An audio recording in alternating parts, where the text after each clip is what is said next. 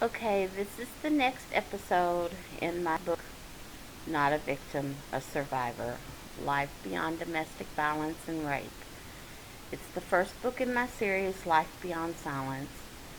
I have two other books, and I'm hoping that doing the podcast can not only give listeners a chance to hear from me, but that it can give more insight on some of the areas in the book. And I'm hoping I can find, I don't know, a closure kind of where I can upload my other two books. Um, it's a process. I don't know what else to say. It's my life, and I don't have any excuses for my life.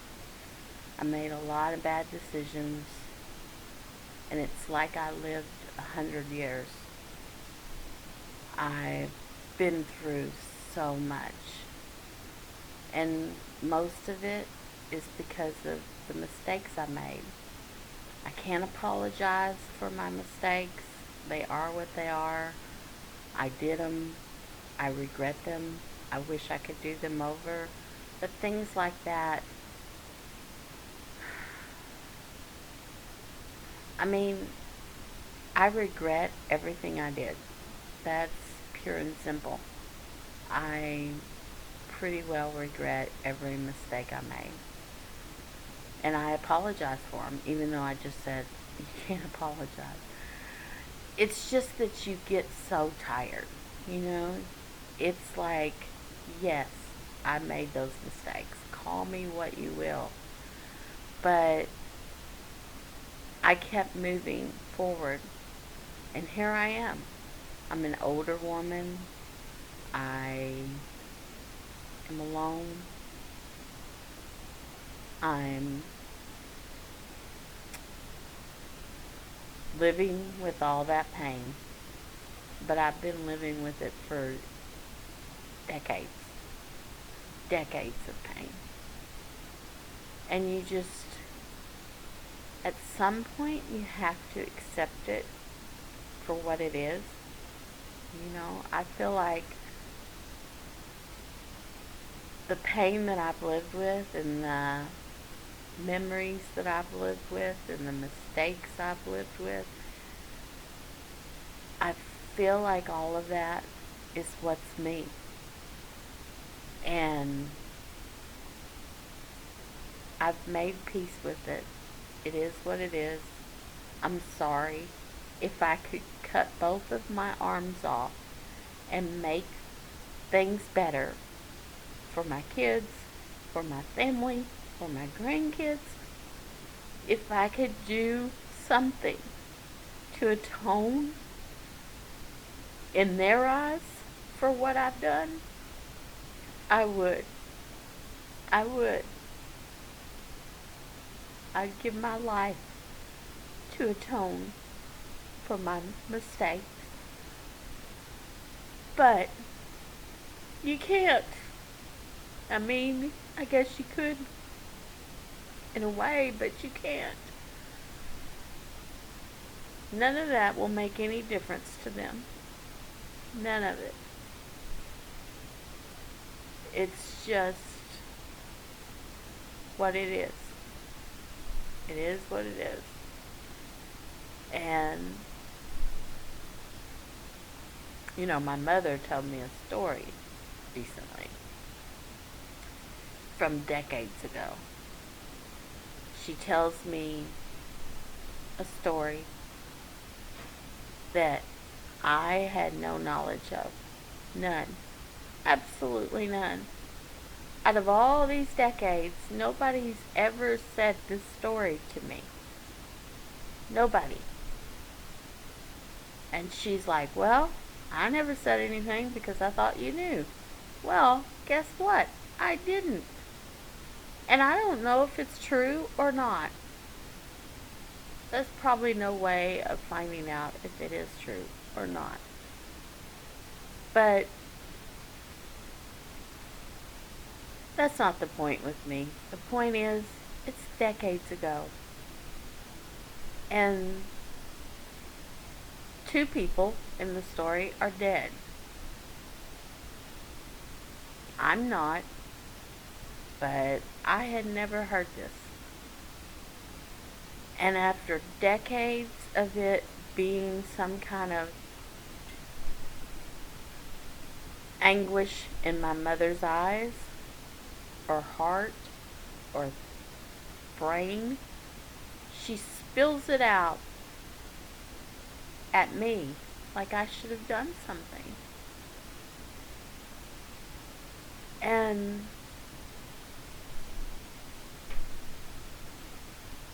I honestly was flabbergasted. I flabbergasted, by the way, in case you don't know what it is, it means I was just taken aback. I was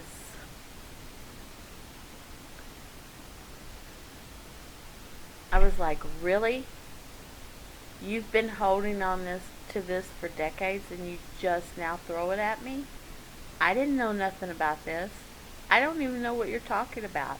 Is it true? Is it not true? I don't know. But it doesn't matter. After all these years, you're wanting me to atone for that in some way when I didn't even know about it.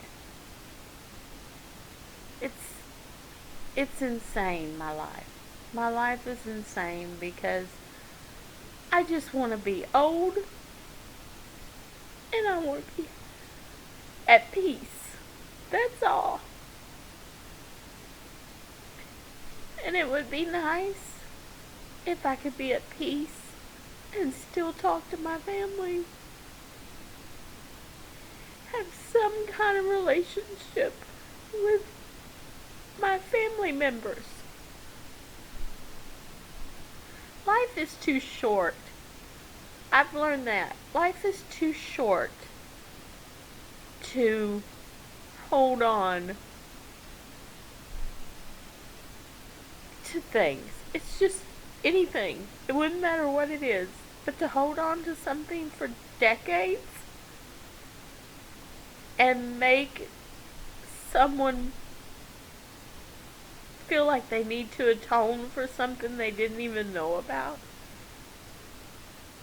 It's crazy.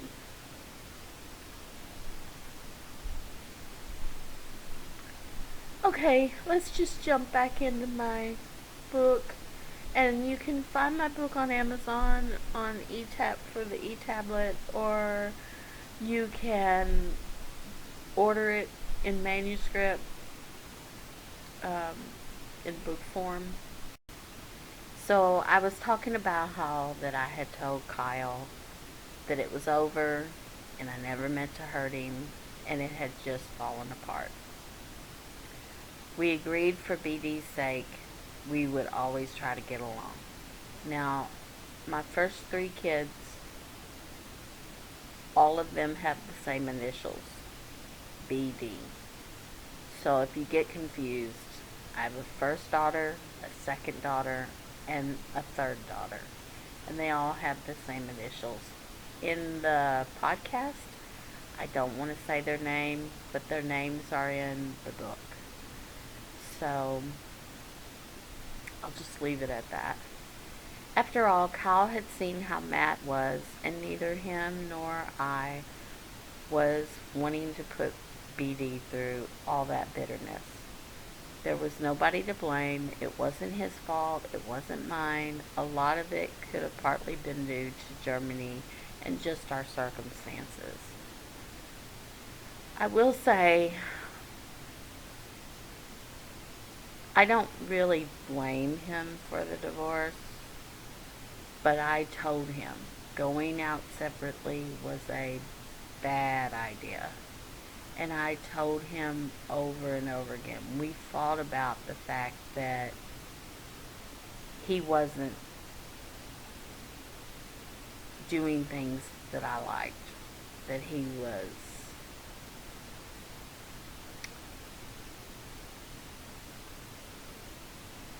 looking at porno. He was jacking off. He was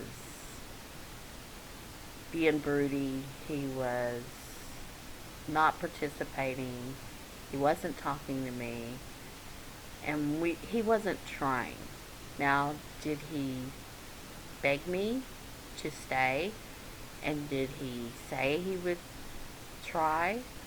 Yes, he did. And maybe I should have. But by the time that he did a 180 and said, I'm sorry, here's a necklace, and please stay, please be with me, it was too late. And I did tell him. I told him repeatedly that we were falling apart. I even felt for a time that if Gabby had still been there, I would have never started going out. And in turn, I would have never met Phil. Instead, I would have stayed with Kyle, maybe not forever, but at least until we got back to the States. However, that wouldn't have fixed anything. Our problems would have still been there when we returned. It would have only delayed the inevitable, and I can't think about the what ifs. I can't sit around and second guess what happened. The point is, it did. Gabby did leave, and I started going out, and ultimately I met Phil, and I did fall in love with him. Anyway, Kyle left and moved into the barracks. Don't get me wrong, it was the best thing to do. After all, I'd already slept with Phil, and I couldn't see myself living with Kyle trying to pretend. Besides, if we had stayed at the same residence, we probably would have just fought even more and both of us agreed. That would have only made things worse and caused more pain. We argued over a few things, but basically we agreed it was over and time to move on with our lives.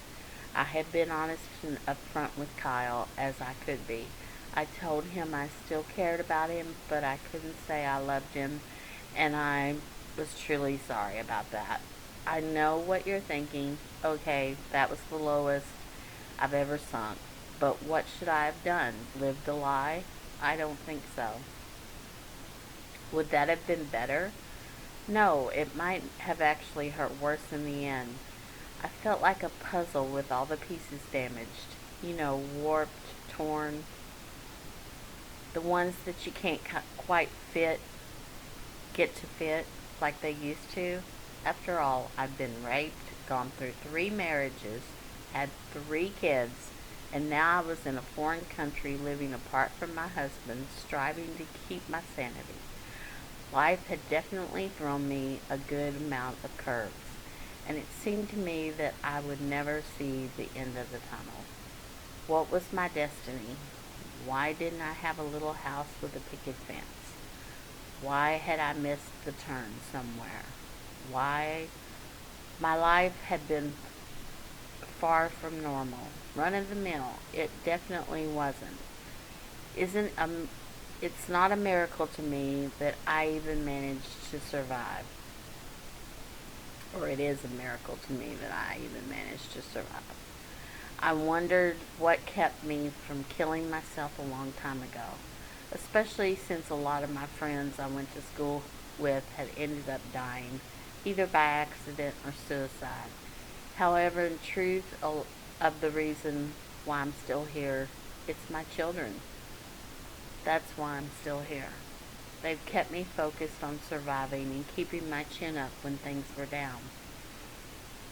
A lot of people probably feel that I should have toughed it out in the beginning, stayed with my first husband or my second, been happy with only 1 or 2 children. However, that would have meant that all would have worked out. I don't know, and neither do they, if what it might have been. But then again, nobody knows. What if it had been worse for me, or just postpone the inevitable? If someone could have promised that things would have worked out, I probably would have toughed it out. And looking back, I do have a lot of regrets. Who knows? So you just have to make your decisions and go on. Looking back, I remember thinking there had to be a Mr. Right out there somewhere for me. and maybe the next time I would find him, and then my search would be over. My dreams, excuse me, my dreams would finally come true, not only for me, but also for my children. So, yeah. I mean, everybody can listen to me or read my book and say, oh my gosh, she's just spiraling down into a pit of hell. Yeah, I was. But at the time, I was still pretty young. I was 29. I just couldn't stop myself. I wanted so bad to have the picket fence, the love, the not great relationship, the romance. I wanted to have someone that really truly cared about me. And Matt, he'd already showed his true colors. He was out to hurt me. He wanted revenge for our divorce. He didn't love my first daughter. He just wanted to hurt me. And he used her any way he could to do that. With Walker, I know he loved me. And I know it could have worked if he had only had the ability to give up his demons.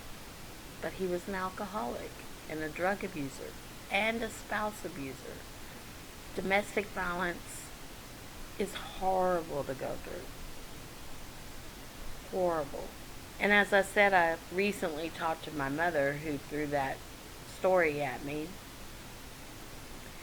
And her comments were, if you were in an abused relationship, why didn't you fight back? Why didn't you do more? Well, like I had said when we were talking about Walker, it's easy for people to say that, but they don't know. They don't know how it is to walk on eggshells. They don't know how it is to get hit and hurt and know that if you make a sound or do the wrong thing, it can get far worse. You know, there's so many things that he did, and yet I loved him. And I wanted him to not be like that, because when he wasn't drugged up and had been drinking a whole fifth of whiskey, he was good. He was normal. He could have survived and actually been a good, thriving person. But he was just, he was in the pit of hell. He was truly in the pit of hell. And he couldn't walk away from it. He just couldn't. And that meant more to him than I did. And I did leave. After 2 years, I left. But when you're in a domestic violence relationship, you're in it. And the whole focus you have is to keep from making him mad where he hurts you. And if he hits you, you're not hitting him back. Because if you hit him back, then he's going to do far worse. Because it's all about power. It's all about power, and their rage at you is what makes you domestic. It's a domestic violence relationship. You can't fight back. You're not strong enough, or they're evil enough to hurt you and damage your soul. He didn't just hit me and make physical marks. He hurt my soul. He made me feel like I couldn't do anything. He took away my self-confidence. He took away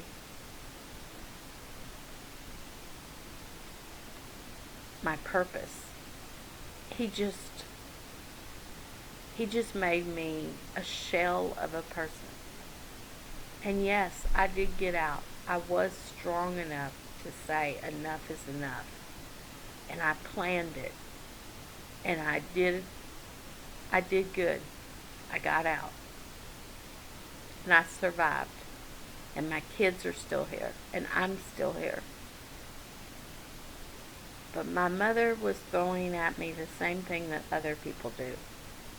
Well, if anybody hit me, I'd grab something and beat the crap out of them.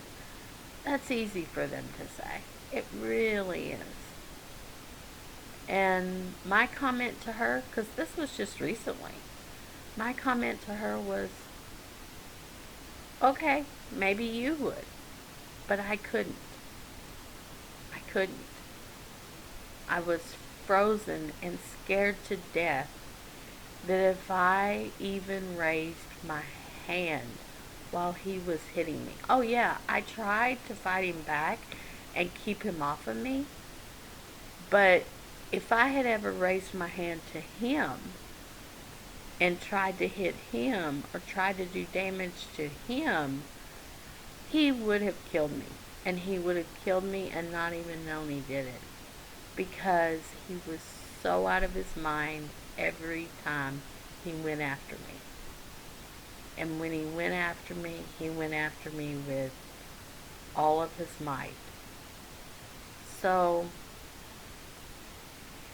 anyway, it is what it is, and it's hard to explain everything. It really is. I wish, there's a lot of things I wish, and I have a lot of regrets, but I wish I could go back and make things different, but I can't. I've said it over and over again, and I will continue to say it throughout this book, and the next, and the next. If I could change things for everybody involved, I would. For my kids, for my family. I know what a mess I made of my life. But it's over now. It's just me. I'm older. It really just is my pain to bear. And that's the truth. It's my pain to bear of the mistakes I made. My family and my children should really just move on. I can't change what happened. I'm sorry I wasn't the best mom. I'm sorry. Like up till now in the book, you gotta realize, I had one daughter, my first daughter, and left her dad when she was like only 2. Then I had another daughter, and then he beat me, and we left him when they were 4 and 2. And then I took them to Germany when they were, let's see, my youngest daughter was like 5, and my oldest daughter would have been 7. So they were like 5 and 7 when we went to Germany. And they were like 10, 11, and like 11 and 9 when we came back. And then my youngest daughter was born there, and she was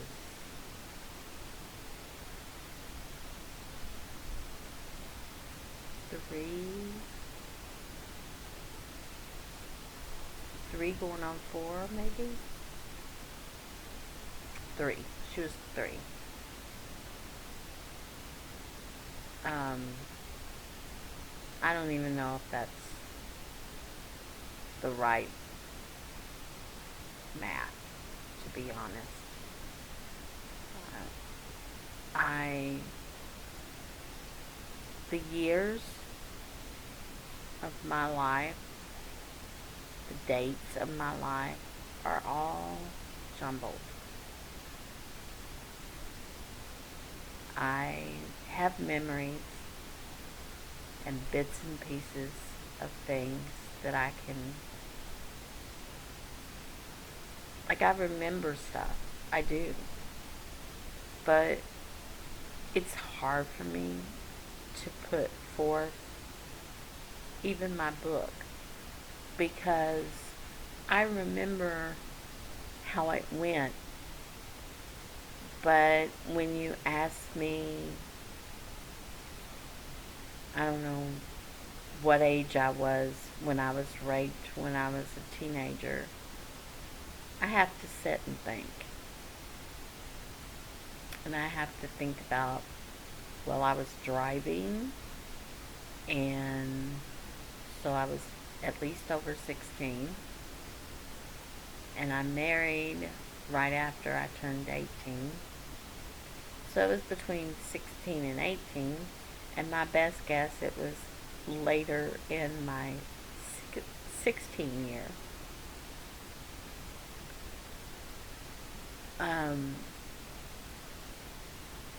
But to be honest, the wreck could have happened in my early 17th year. It probably did happen in my early 17th year. So I would say the rape happened before I turned 17, at the end of my 16 year. And that's the way I have to sit and do the math.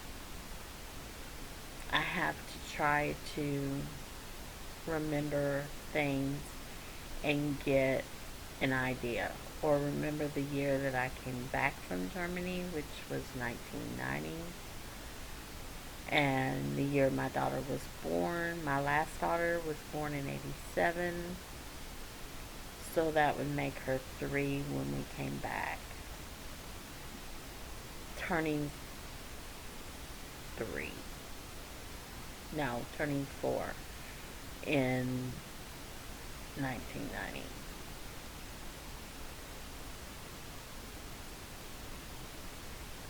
I don't know.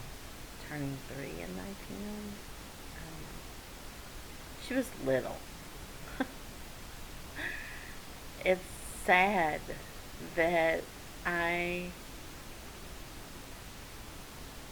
it's not that I'm losing my memory, but it's sad that I get things jumbled up. It's aggravating. And